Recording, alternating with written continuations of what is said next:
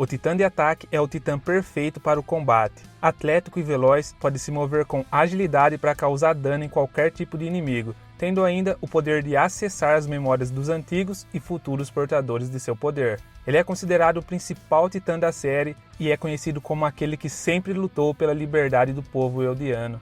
Além de ter sido possuído por Eren, que é o personagem principal, ao longo da história, o Titã de Ataque foi mantido por pessoas que eram rebeldes e que estavam sempre em busca da liberdade.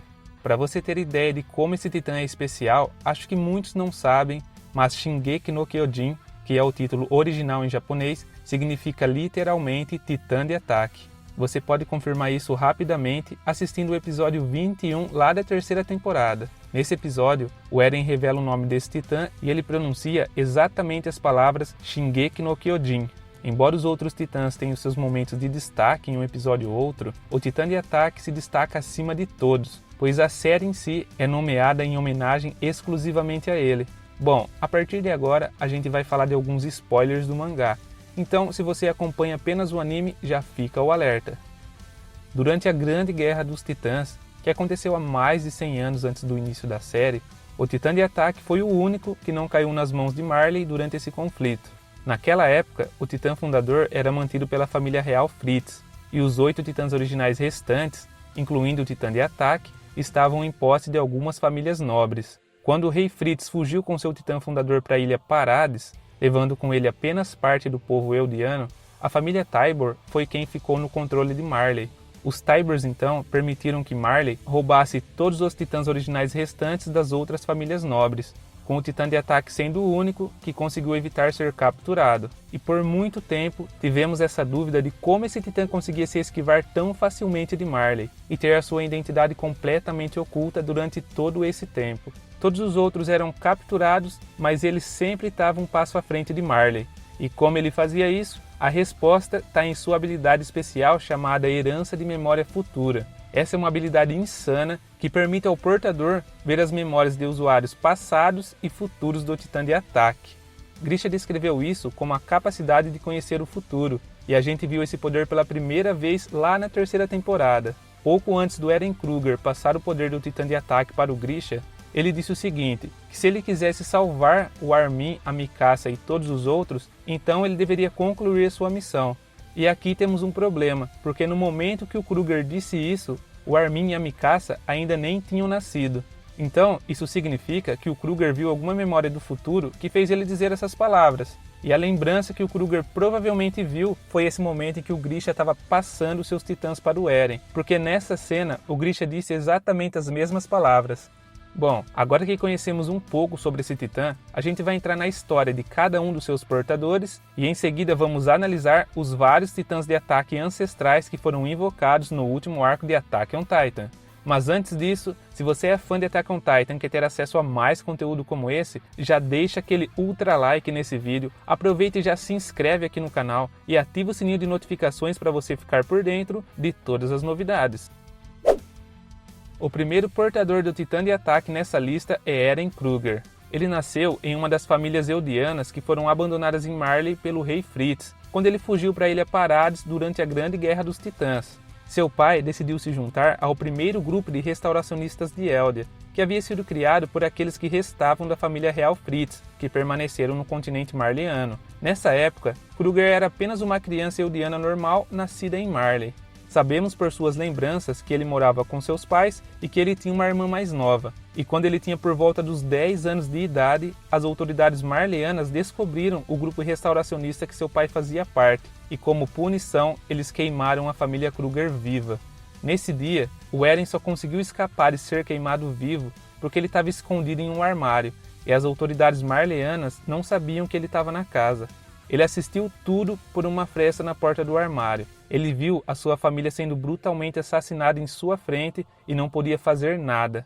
Mas por sorte, pouco antes da casa ser tomada pelo fogo, ele foi salvo por um dos amigos do seu pai. Esse acontecimento despertou em Kruger um ódio profundo por Marley, e ele jurou que um dia iria se vingar e que iria restaurar o Império Eldiano, que seu pai havia falhado em fazer. Alguns anos depois, Kruger acabaria conhecendo um médico que morava em Marley, que era secretamente um eldiano, e é aí que ele daria início ao seu plano. Esse médico nunca foi mostrado nem no anime nem no mangá, mas foi ele que ajudou Kruger a falsificar seus registros médicos para que ele conseguisse se passar por um Marleano. Kruger usou seu novo status marleano para se infiltrar na segurança pública de Marley, que é a mesma organização que matou sua família. Ele fez isso porque ele sabia que ganharia privilégios especiais que lá na frente o ajudariam a garantir a liberdade de Eldia. E uma vez que ele se infiltrou na segurança pública, ele precisava evitar qualquer tipo de suspeita.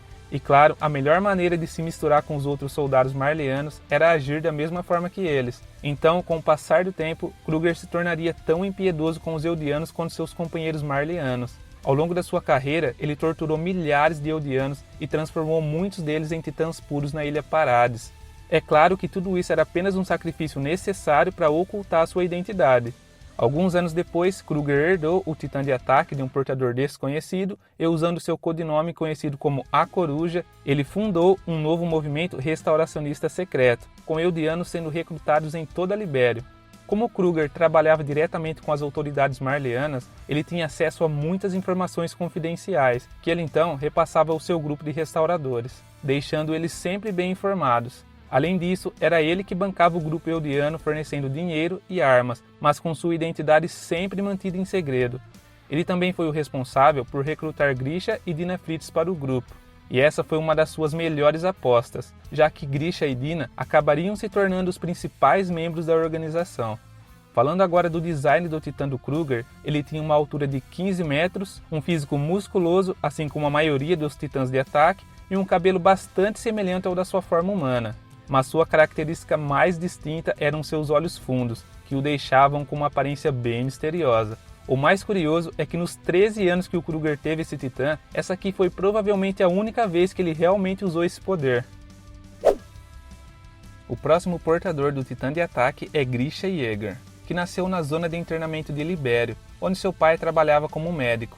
No ano de 817, Grisha e sua irmã mais nova, chamada Faye, deixaram a zona de internamento de Libério para observar um dirigível que estava passando, mas acabaram se cruzando com Kruger e seu companheiro, que então pediram as suas autorizações de saída, já que lá todos os eldianos que saem da zona de internamento precisam ter uma autorização, mas nesse dia nem o Grisha e nem sua irmã tinham essa tal autorização. Kruger então ofereceu a eles uma escolha entre trabalho duro ou punição.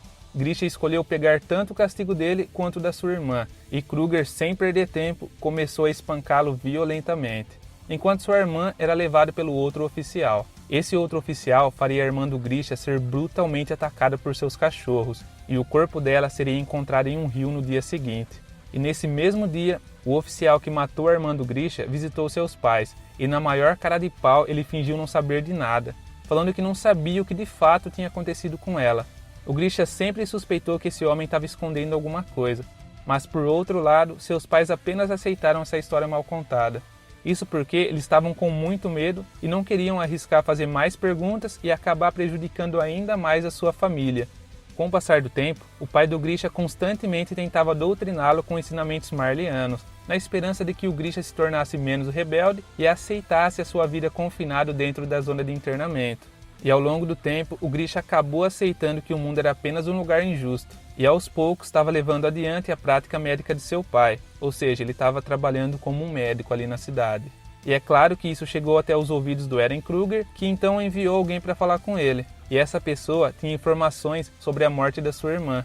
Quando o Grisha finalmente descobriu o que de fato havia acontecido com sua irmãzinha, ele foi tomado por um ódio intenso, e jurou destruir Marley e restaurar o Império Eldiano. Depois que Dina e Grisha tiveram um Zeke, Grisha, sem perceber, acabou cometendo o mesmo erro que seu próprio pai. Ele estava tão focado em seu objetivo de restaurar Eldia que ele nunca encontrou tempo para ser um pai de verdade. Ele não tratava o Zeke como um filho, ele tratava ele como uma ferramenta e ele queria a todo custo torná-lo o salvador de Eldia. E no final, ele acabou pagando o preço sendo enviado a Parades para ser transformado em um titã puro. Mas graças ao Kruger, ele foi salvo de ficar vagando pela eternidade como um titã sem mente. Depois que ele recebeu o titã de ataque de Kruger, Grisha então percorreu um grande caminho em direção às muralhas e acabou sendo encontrado por Kate Shades, que na época era um jovem membro do corpo de pesquisa.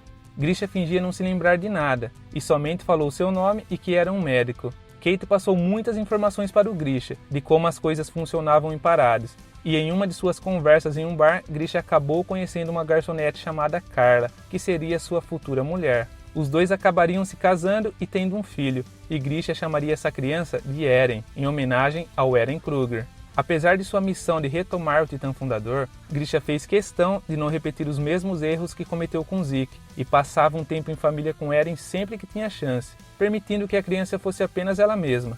Com o tempo, a sua fama como médico só continuou aumentando, e Grisha passou a receber cada vez mais clientes de alto escalão para cuidar, o que fez com que ele se aproximasse cada vez mais da família real. E durante um de seus atendimentos presenciais na casa de um nobre, Grisha aproveitou que essa pessoa estava dormindo e roubou um mapa que levava ao endereço da Capela Reis. Essa capela é onde a família Reis vai para passar a posse do Titã Fundador. E com esse endereço em mãos, Grisha finalmente poderia cumprir o objetivo dos restauracionistas. No entanto, como ele valorizava muito essa nova família que havia construído e não queria colocá-la em risco, somente muitos anos depois que ele iria roubar o Titã Fundador. Ele foi paciente até o dia que as muralhas foram destruídas pelos guerreiros de Marley. Falando sobre o design do seu Titã de ataque, ele é bem diferente do Titã do Eren Kruger. Ele possui longos cabelos negros, uma barba volumosa e um peitoral coberto por pelos. Além disso, ele tem umas orelhas pontudas que são idênticas às orelhas da forma do Titã do seu filho Eren. E ao contrário da versão dos outros titãs de ataque, o corpo do seu Titã possui um torso bem mais largo e uns braços relativamente desproporcionais. Assim como Kruger, Grisha teve muitas poucas oportunidades de usar o seu Titã. No geral, ele usou apenas 2 vezes. A primeira vez foi no dia que recebeu o Titã do Kruger, que ele correu até as muralhas, e a segunda vez foi lá no subterrâneo da Capela Reis, que ele roubou o Titã Fundador. E chegamos ao último portador do Titã de ataque, que como você já sabe, seu nome é Eren Yeager, que adquiriu numa pancada só logo 2 titãs do seu pai, o Titã de ataque e o Titã Fundador. E por 5 anos, o Eren viveu sua vida normalmente, sem saber que era portador de 2 titãs originais. Na minha opinião, ele foi o usuário que mais fez jus a esse titã. Ele sempre demonstrou seu desejo intenso por liberdade. Quando era ainda criança, ele já queria saber o que havia fora das muralhas, e não aceitava viver preso como um animal enjaulado. A sua frase mais famosa é Tatakai, que tem como tradução lute. Ele pronunciou essa palavra várias vezes ao longo da série, demonstrando que sempre está lutando, avançando, indo para cima. Lá no arco de Marley, quando ele se encontra pela primeira vez com Reiner, depois de muito tempo, antes de realizar um verdadeiro massacre, ele diz que continuará avançando até eliminar seus inimigos. Então aí você já vê a ideologia dele em prática, que ele sempre vai estar lutando para atingir seus objetivos. Então essa foi uma combinação perfeita de Titã e usuário. Agora eu vou explicar para vocês como Eren usou a herança de memória futura para influenciar o passado. Essa foi uma das cenas mais confusas de toda a série. Então eu acredito que muitos fãs não tenham entendido muito bem o que realmente aconteceu ali. Eu vou tentar explicar para vocês da melhor forma possível. Então, bora lá! Em primeiro lugar, eu acho importante mencionar que o Zeke só conseguiu vagar ali pelas memórias do Grisha junto com o Eren graças ao poder do Titã Fundador, que combinado com as habilidades do Titã de ataque, expandiu ainda mais o poder de herança de memória futura. Então é por isso que tanto o Eren quanto o Zeke estavam juntos olhando as memórias do seu pai. Se não fosse pelo Titã Fundador, Zeke de forma alguma estaria ali, pois essa é uma habilidade exclusiva do portador do Titã de ataque. Outro ponto importante é que enquanto eles estão usando essa habilidade de viajar através das memórias, o Eren e o Zeke são basicamente fantasmas que estão ali apenas observando as memórias do passado. Mas eles não conseguem interagir com essas memórias, eles não conseguem falar com as pessoas que estão vendo. Tudo que eles podem fazer é observar. Vocês precisam saber também que usando o poder de herança de memória futura, o Grisha é capaz de ver as memórias do Eren do futuro. E provavelmente o Eren é capaz de escolher quais memórias vai mostrar ao Grisha. Ou seja, o Eren pode manipular essas memórias e mostrar ao seu pai apenas o que ele achar melhor, podendo facilmente influenciar as ações do Grisha no passado. Lá no mangá, o Zeke até pergunta ao Eren se ele realmente é capaz de escolher mostrar apenas as memórias que achar conveniente, e o Eren não nega. Então fica meio que implícito que ele pode fazer isso sim. No dia que o Grisha realmente foi roubar o Titã Fundador, ele entra no subterrâneo da Capela Reis e implora para a família Reis salvar o povo de Parades, que está sendo atacado. Mas por conta do voto de renúncia à guerra, Frida fala que não vai ajudar e ainda diz que os Eldianos de Parades estão apenas pagando pelos seus pecados. E sem alternativas, Grisha então decide se transformar em Titã e roubar o Titã Fundador. mas quando ele vai para se transformar, ele acaba hesitando e desiste do seu plano. Isso porque ele não seria capaz de massacrar uma família inteira, inclusive crianças, para cumprir seu objetivo. Vale lembrar que o Grisha nunca matou uma única pessoa em toda a sua vida. Ao contrário, como um médico, ele sempre salvava vidas. Isso teve um grande peso em sua consciência. Ele ficou totalmente perdido, sem saber o que fazer. Então, esse é o momento em que ocorre a maior interferência por parte do Eren. E ele usa o seu poder de herança de memória futura para fazer isso. Enquanto o Grisha está todo desorientado lá no chão, o Eren chega até ele e diz para ele se levantar. Mas como a gente sabe, o Eren é apenas um fantasma e o que deveria acontecer era o Grisha simplesmente ignorar, já que ele não é capaz nem de ver nem ouvir o Eren nesse momento. Porém, o mais louco acontece e o Grisha consegue ouvir claramente tudo que o Eren fala. Aí você me pergunta, mas ele não era apenas um fantasma? Como ele fez isso? Sim, ele continua sendo um fantasma e eu vou te explicar como isso aconteceu. Enquanto o Eren estava observando o Grisha naquele momento, ele também estava ao mesmo tempo enviando ao Grisha essas suas memórias. Ou seja, o Grisha estava vivendo esse momento de sua própria perspectiva e também testemunhava esse mesmo momento da perspectiva do seu filho. Basicamente, ele estava vendo ele mesmo como se estivesse enxergando literalmente pelos olhos do Eren. Como resultado de olhar para as memórias do Eren, olhando e interagindo com ele, ele conseguia ouvir claramente tudo que o Eren falava naquele momento. Ou seja, como o Eren podia escolher quais memórias iria mostrar ao seu pai? Enquanto ele falava com o Grisha que estava observando, Eren enviava simultaneamente a memória dessa sua conversa ao mesmo Grisha desse mesmo momento no passado. Então foi assim que o Grisha ouviu as palavras do Eren e foi manipulado a seguir conforme os desejos do seu filho. E isso resultou na matança da família real e, obviamente, no roubo do Titã Fundador. Sem essa interferência do Eren, talvez o Grisha nunca tivesse tomado o Titã Fundador. Bom, é complicado, mas eu espero que vocês tenham entendido esse lance da viagem no tempo. Se ficou alguma dúvida, pode deixar aqui nos comentários que eu vou estar respondendo todos que eu conseguir. Agora falando sobre o design do Titã do Eren, ele passa a ter 15 metros de altura, possui um corpo musculoso e, ao contrário dos seus antecessores, sua língua é bastante alongada e ele tem uma boca sem lábios e toda rasgada, que se estende até suas bochechas, deixando todos os seus dentes à mostra.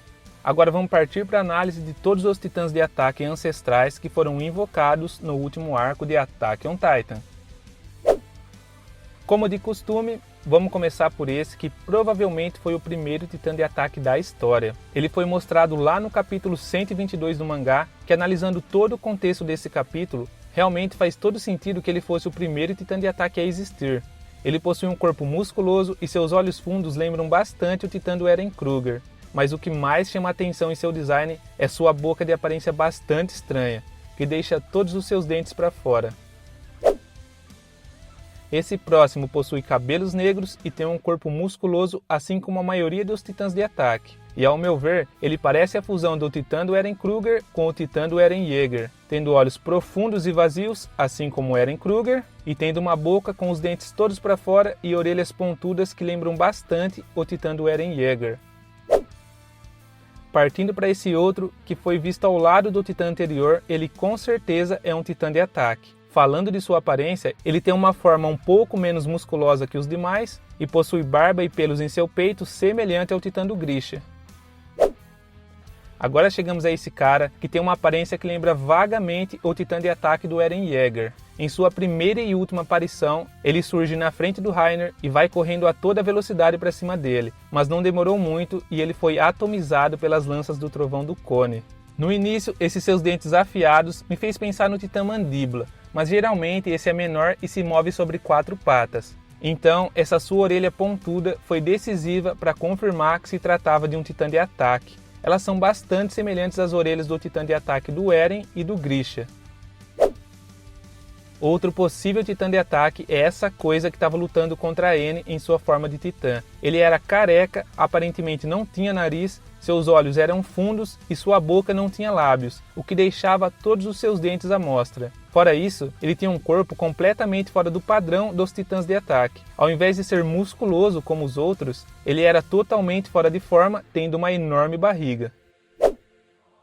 Aqui temos outro titã de ataque bastante estranho. Ao contrário desse último cara que acabamos de ver, Esse aqui tinha pelo menos um pouco de cabelo em sua cabeça, mas que acabava fazendo ele parecer um senhor de meia idade com seu cabelo calvo. E seu portador não devia ser muito diferente disso, porque, como sabemos, os titãs geralmente herdam pelo menos alguns traços de sua forma humana. Então, seu usuário tenha sido realmente um homem já com uma certa idade. Ele também tinha uma barba e possuía orelhas pontudas, assim como os titãs da família Yeager. Temos também esse outro possível titã de ataque, que pela sua aparência, seu portador era ainda mais velho do que esse que acabamos de falar. Ele era careca e possuía uma barba grisalha, tendo realmente a aparência de um idoso. Mas mesmo assim, ele tinha um corpo musculoso e estava enfrentando o Eren Kruger de igual para igual.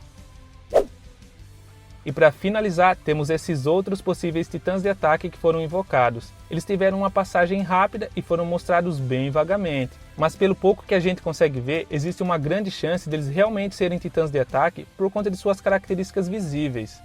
Bom galera, chegamos ao final de mais um vídeo e estamos aí na reta final para terminar a nossa série de todos os titãs antigos invocados em Attack on Titan. Se você curte essa série e quer apoiar o canal de alguma forma, já deixa aquele ultra like agora mesmo e compartilhe esse vídeo com seus amigos, que isso ajuda demais no alcance e crescimento do canal. Então é isso galera, eu vou ficando por aqui, até a próxima, valeu!